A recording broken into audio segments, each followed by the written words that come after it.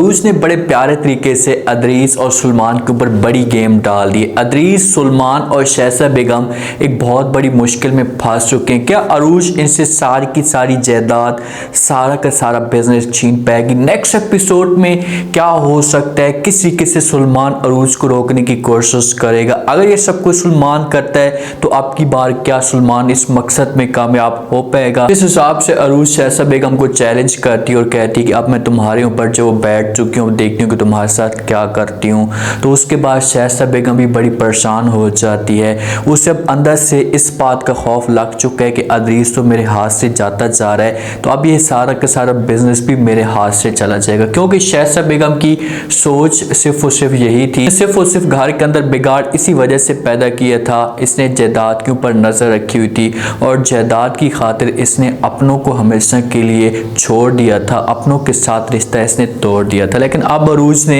ऐसी ठान ली है कि कभी किसी भी सूरत में इनसे मैंने हसूद में जायदाद हासिल करनी है। ये जाती है कोर्ट में और कोर्ट में जाकर जो अपील दर्ज कर लेती है, जाकर कहती है कि भाई मेरे वालिद का जितना भी बिजनेस था, पैसा था या इसकी जितनी भी जायदाद थी, उस जायदाद के ऊपर मेरे चाचू ने, ताया जान ने कब्जा जमाया हुआ है। जैसे ही ये बातें कोर्ट सुनती है तो कोर्ट फौरन जो वो नोटिस जारी कर देती है। अरूज जब खुशी के साथ घर आती है, जिस वक्त महरीन इसे देखती है, अब महरीन के दिमाग के अंदर एक खौफ भी चल रहा है। वो बार बार अरूज को रोकने की कोशिश भी करती है, अरूज को बार बार मना भी करती है कि आप ये सब कुछ ना करें, इस तरीके से जब वो आपको ये लोग नुकसान पहुंचा सकते हैं। लेकिन अरूज अपनी माँ की कोई भी बात नहीं सुनती। जैसी घर में एंटर होती है तो महरीन इससे पूछती है कि अरूज अब तुम बेटा क्या करोगी? तो आगे से अरूज जब से बातें सुनती है तो अपनी माँ को जवाब देती है और कहती है कि माँ जी अब मैं करूँगी कुछ नहीं, मैंने कर दी है। जब से बातें महरीन सुनती है तो बड़ी हैरान और परेशान हो जाती है और अरूज की तरफ देखना शुरू कर देती है। उससे कहती भाई क्या मतलब तुम्हारा? तो आगे से जब वो अरूज खुलकर उसे बता देती है और कहती है कि मैंने जब वो सुलेमान के ऊपर, अदरीस के ऊपर और शहज़ा बेगम के ऊपर कोर्ट में जाकर केस दर्ज करवा दिया है। बहुत जल्दी ये कोर्ट में जमा होने वाले, इनकी क्लास लगने वाली है। जब ये बातें महरीन सुनती है तो महरीन को अंदर से और भी ज़्यादा खौफ आ जाता है। साफ पर अरूज को रोक सकती है, लेकिन अरूज जब से बातें सुनेगी महरीन की तो उसे साफ अल्फाज में इनकार कर देगी। अब अरूज को सामने एक रास्ता नजर आ रहा है। उसने इस बात के अंदर एक अहद कर लिया अपने आप के साथ कि भाई जितना मैंने जुल्म सहना था सह लिया है, मजीद मैं जुल्म नहीं सह सकती। इस वाले घर के अंदर मौजूद होते हैं। अदरीस के ऊपर पहले एक और परेशानी होती है मुसर्रत बेगम की वजह से। शहज़ा जो अदरीस के साथ सही तरीके से बात नहीं करती, बड़ी मुश्किल से जो अदरीस शहज़ा बेगम को राजी करता है। सुलेमान भी नाराज़ होता है अपने वाले से कि भाई पापा जान आपने हमारे साथ इतना बड़ा धोखा किया, आपको कम से कम एक दफ़ा सोचना तो चाहिए था कि आप ऐसा की हरकतें करें। किसी तरीके से अदरीस इनको राज़ी करता ही है कि एक मुलाजिम आता है, उसके हाथ में एक पीले रंग का पेपर होता है और वो आकर अदरीस को दे देता है। अदरीस को कहते हैं कि साहब ये लें आप एक पेपर पढ़ें। जब अदरीस वो पेपर पढ़ना शुरू कर देता है, सामने सारी की सारी कहानी आ जाती है अदरीस के सामने। सुलेमान जो वो अदरीस से पूछते हैं कि पापा जान ये क्या इसमें लिखा हुआ है, किसका पेपर है? तो आगे से जो वो अदरीस सब कुछ बता देते हैं सुलेमान को। उसे कहते हैं कि भाई ये जो वो कोर्ट की तरफ से नोटिस हमें आया हुआ है। सुलेमान पूछते हैं कि भाई किसका नोटिस? तो आगे से जो अदरीस बताता है कि भाई अरूज ने नोटिस भेजा है कि भाई जितनी भी जायदाद है, ये बिजनेस है और हमारे वालिद का हिस्सा भी है और ताया जान ने हमारे बिजनेस के ऊपर जो वो कब्जा किया हुआ है, इसी वजह से हमें कोई नोटिस आए। सुलेमान ये बातें सुनते हैं तो सुलेमान के पांव तले ज़मीन निकल जाती है, क्योंकि सुलेमान के माइंड के अंदर ये बात जारी थी कि भाई हमने जो वो अरूज के ऊपर इतना ज़्यादा प्रेशर डाला हुआ है, इसे इतना ज़्यादा दबा कर रखा हुआ है इसके ख़ानदान को कि कभी भी अरूज कोर्ट तक नहीं पहुंच पाएगी। लेकिन अरूज ने अब अपने अंदर जो खौफ था बैठा हुआ उसे हमेशा के लिए निकाल दिया और इन लोगों का मुकाबला करने के लिए तैयार हो चुकी है।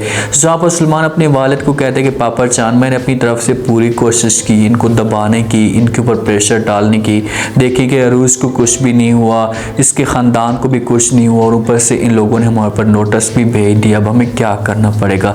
जब ये बातें अदरीस सुनेगा तो वो अपने बेटे को कह सकता है कि बेटा जो कुछ भी होगा, जब हक पे हो सकता है तो हमसे सारी की सारी चीज़ें चली जाएंगी, हमें कोई बड़ा वकील पकड़ना पड़ेगा और उसे जो बड़ा पैसा देना पड़ेगा ताकि ये केस हम किसी भी सूरत में ना हारे।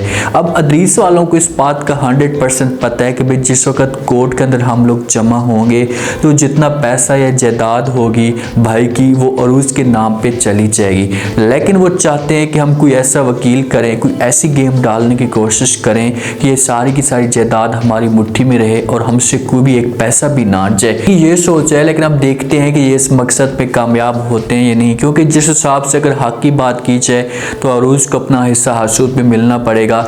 लेकिन अब पाकिस्तान में कहाँ हक चलता है, कोर्ट कहाँ अच्छे फैसले सुनाते हैं, तो हो सकता है कि अदरीस वाले ये फैसला जीत जाएं। अब महरीन अपने कमरे के अंदर मौजूद होती है तो अरूज के साथ बातें करती है और कहती है कि बेटा मैं सब कुछ समझती हूँ, वो जालिम लोग थे, उन्होंने जो वो जुल्म किया उनको सज़ा मिलनी चाहिए अदरीस को और शहज़ा बेगम को, लेकिन मैं चाहती हूँ कि वो आपको किसी किस्म का नुकसान ना पहुँचाए। तो जिस वक्त अरूज ये बातें सुनती है तो अपनी माँ को जो वो जवाब देती है और कहती है कि माँ जी सारी की सारी बातें ठीक हैं, लेकिन मैं अरीज की और अपनी माँ की जितनी भी जायदाद है इनके नाम पे आती है, मैं उनसे हासूद में लेकर रहूँगी। और मुझे एक बात बताएं, आप उन दोनों को जालिम कह रही हैं, लेकिन क्या सुलेमान जालिम नहीं है? सुलेमान भी तो उनका अपना बंदा था, सुलेमान ने भी जुल्म किए हैं, तो उसका अपना नाम क्यों नहीं लेती?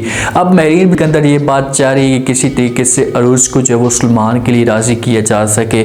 उसको अभी भी सुलेमान की पड़ी हुई है और इसका जो वो सुलेमान की तरफ अभी भी दिल कर रहा है कि चलो हम किसी भी तरीके से सुलेमान को माफ़ कर देते हैं, क्योंकि माँ थी, बचपन से पाला था और सुलेमान को कभी किसी भी सूरत में ये मुसीबत में नहीं देख सकती। इसी वजह से अरूज के साथ बात करने लगती है, उससे कहती वो बातें सारी ठीक हैं, मगर वहाँ पर मगर का अल्फाज यूज़ करती है तो अरूज उसे लोक लेती है और कहती है कि अगर मगर को छोड़ो, जो बंदा गलत है वो उसे सज़ा मिलनी चाहिए और जो बंदा ठीक है उसे सज़ा नहीं मिलनी चाहिए। इसमें अगर और मगर का अल्फाज बिल्कुल भी यूज़ नहीं होता।